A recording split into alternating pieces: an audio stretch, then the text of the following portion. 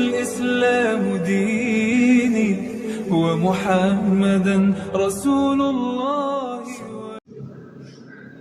Assalamualaikum warahmatullahi wabarakatuh.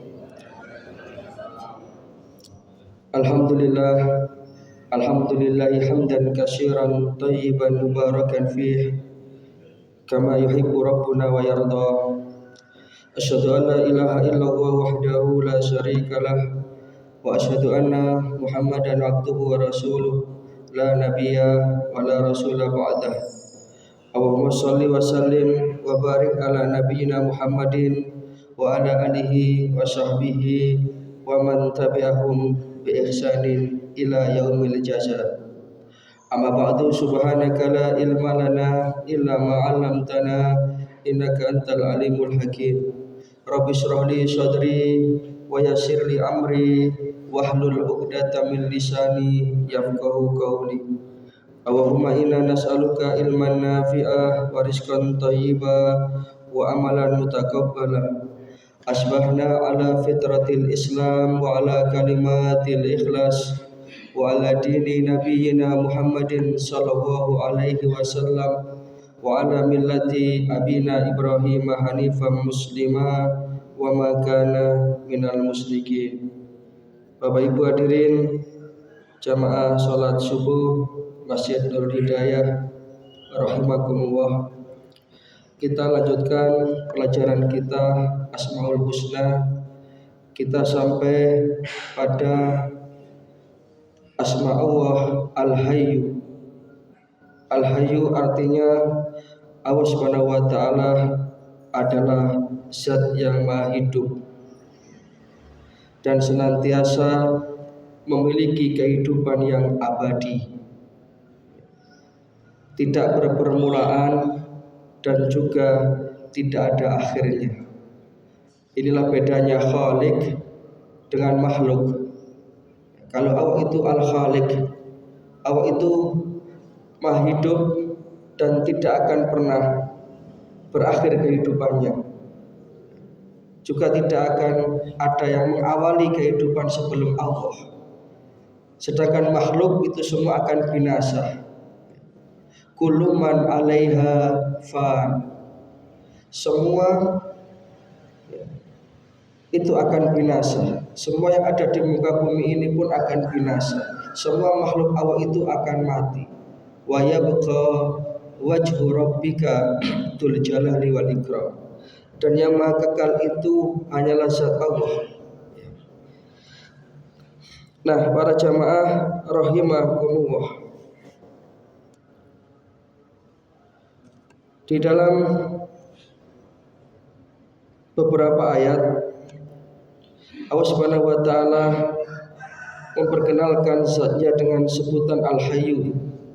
Antara lain ketika kita membuka Al-Qur'an surat Ali Imran ayat nomor 2, Allah Subhanahu wa taala berfirman, a'udzubillahi minasyaitonir rajim, Allahu la ilaha illa huwal hayyul qayyum. Yang ayat ini terulang kembali atau sama dengan yang terdapat dalam Al-Qur'an surat Al-Baqarah ayat 255, yang kemudian kita kenal ayat ini dengan ayat kursi, Allahu la ilaha illa huwal hayyul qayyum, bahwa Allah lah yang tidak ada Tuhan melainkan Dia, Al-Hayyul Qayyum, yang maha hidup, kekal, abadi, Al-Qayyum, dan terus menerus Allah Ta'ala itu mengurus makhluknya. Jadi kita ini berada di dalam kepengawasan Allah. Kita ini diurus oleh Allah Subhanahu wa taala. Sehingga dengan demikian orang yang beriman itu senantiasa bertawakal kepada Allah. Sebagaimana firman Allah Ta'ala dalam Quran surat Al-Furqan ayat 58. Nanti di rumah bisa banyak kaji ulang seperti ini. Tadi sudah ketemu 2 ayat, Ali Imran ayat 2, Al-Baqarah 255. Sekarang surat Al-Furqan ayat 58. Allah Subhanahu wa taala berfirman, A'udzubillahi minasyaitonir rajim. Wa tawakkal 'alal hayyil ladzi la yamut. Wa tawakkal 'alal hayyil ladzi la yamut.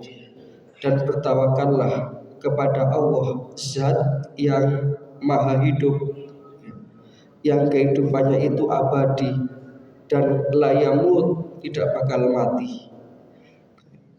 Jadi bertawakal itu hanya kepada Allah saja. Wa 'ala Allahi falyatawakkalul mutawakkilun. Dan hendaknya hanya kepada Allah sajalah orang-orang yang beriman itu bertawakal. Bertawakal dalam artian seringkali saya sampaikan, at-tawakal itu pengertiannya adalah ikhtiar yang maksimal, kemudian kita serahkan segalanya kepada Allah.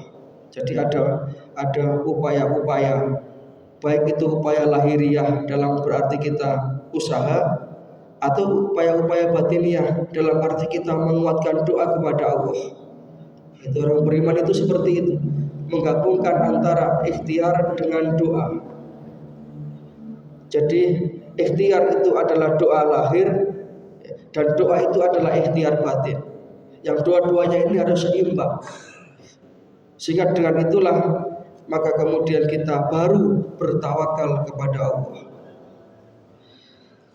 Dalam Al-Quran surat Al-Ghafir atau surat Al-Mu'min, kadang-kadang disebut surat Al-Ghafir, kadang-kadang disebut surat Al-Mu'min.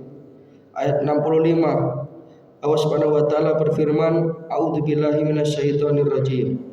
Wal hayyu la ilaha illahu fad'uhu mukhlishina lahuddin. Alhamdulillahi rabbil alamin. Wal hayyu, dialah Allah taala zat yang maha hidup dan kehidupan Allah itu kekal. La ilaha illahu, yang tidak ada Tuhan selain Dia. Fad'uhu mukhlishina lahuddin, maka sembahlah Allah taala, beribadalah kepada Allah taala dengan mukhlishina lahuddin, dengan memurnikan ibadah kepadanya. Alhamdulillahi rabbil alamin, dan segala puji itu hanya milik Allah, Tuhan semesta alam. Jadi salah satu bentuk pemahaman kita akan asma Allah Al-Hayyu, satu di antaranya adalah kita beribadah kepada Allah Ta'ala itu mukhlishina lahuddin, dengan memurnikan ibadah, dengan tidak mencampurkan ibadah kepada Allah tersebut dengan kesyirikan ataupun dengan kepentingan-kepentingan yang lain. Mukhlishina lahuddin, yang dalam Al-Quran surat Al-Bayyinah ayat nomor 5, Allah Subhanahu wa taala berfirman, A'udzubillahi minasyaitonir rajim, wa ma umiru illa liya'budullaha mukhlishina lahuddin hunafa'a wa yuqimus sholata wa yu'tuz zakah wa dzalika dinul qayyimah. Nah, para jamaah rahimakumullah, di samping itu di dalam rangka kita meneladani dan memahami asma Allah Al-Hayyu ini, kita harus senantiasa mempersiapkan diri kita untuk kehidupan akhirat, dengan selalu hidup kita ini mengacu dan menuju kepada ridho Allah. Itulah mindset orang yang beriman. Dia itu hanya selalu yabtaghuna fadlan minallahi wa ridwana. Apapun yang ia lakukan dalam kehidupan ini, apapun yang ia kerjakan dalam kehidupan ini, tidak ada yang lain selain yabtaghuna fadlan minallahi wa ridwana, mencari karunia dan keridhaan Allah.